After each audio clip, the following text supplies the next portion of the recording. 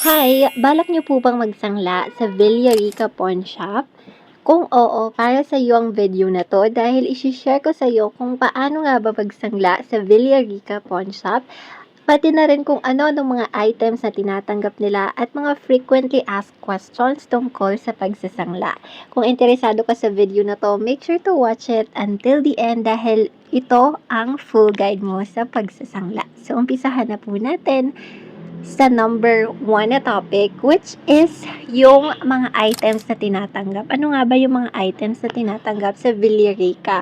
Kasi sa Cebuana Luwiller, sobrang dami. So, eto po ang mga items na tinatanggap nila. Mga rings, chains, bracelets, pendants. So, yes, kahit po hindi yung buong necklace, kahit pendants lang, pwede tinatanggap nila. And syempre, yung mga bangles, tinatanggap din po nila yung pins, mga terno or set ng alahas po ninyo, mga gold or platinum items, even laptops and smartphones, tumatanggap po sila. Ngayon, alamin naman natin kung paano nga ba magsangla dito sa Villarica. So, meron silang 6 na steps. Number 1, bumisita ka sa kahit anong Villarica branch. Dala-dala mo yung valid ID mo at yung item na isasangla mo. Pangalawa, iaabot mo lang yung alahas o gamit na isasangla mo sa kanilang staff. Number 3, i-advise ang teller kung sang-ayon ka na sa ibibigay na appraisal value.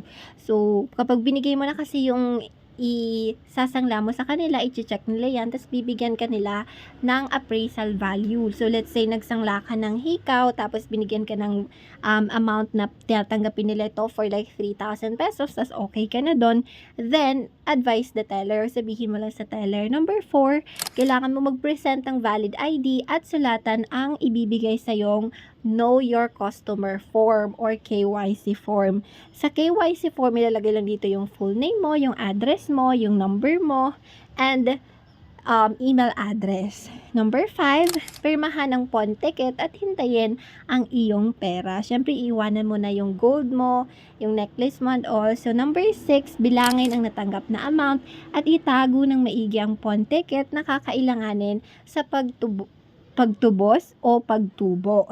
Kung curious ka namang malaman kung ano nga ba yung mga valid IDs na tinatanggap ng Villarica sa pagsasanla, ito po ang driver's license, passport, voter's ID, postal ID. Tumatanggap din po sila ng PRC ID, IBP ID, NBI clearance, GSISE card, SSS card, senior citizen card, even OFW ID. Tumatanggap din sila ng OWA ID, Seaman's book, firearm license, employment ID, student ID, at marina ID. Pwedeng magsangla even yung student kasi ako, I did that before.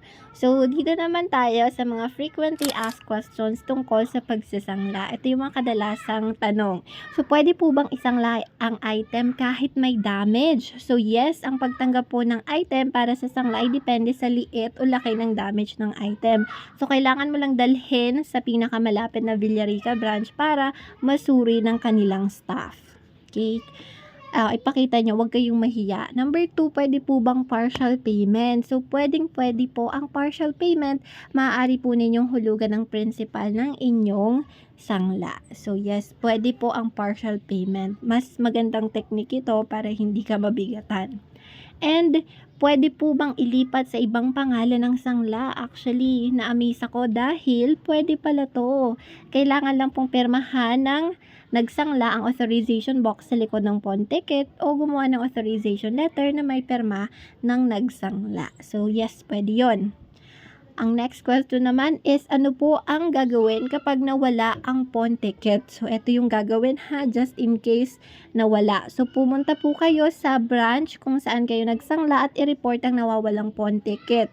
Kailangan nyo pong ipakita ang inyong valid ID para magawan kayo ng affidavit of loss. Required po ito para makapag-request ka ng panibagong pawn ticket.